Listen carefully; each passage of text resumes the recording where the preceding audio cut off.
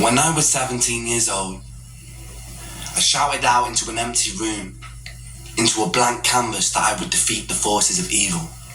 And for the next 10 years of my life, I suffered the consequences, with autoimmunity, illness, and psychosis.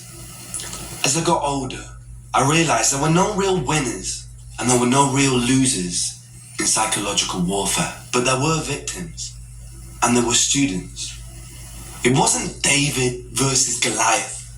It was a pendulum, eternally swaying from the dark to the light. And the more intensely that the light shone, the darker the shadow it cast. It was never really a battle for me to win. It was an eternal dance. And like a dance, the more rigid I became, the harder it got. The more I cursed my clumsy footsteps, the more I struggled. So I got older, and I learned to relax, and I learned to soften, and that dance got easier. It is this eternal dance that separates human beings from angels, from demons, from gods. And I must not forget, we must not forget, that we are human beings.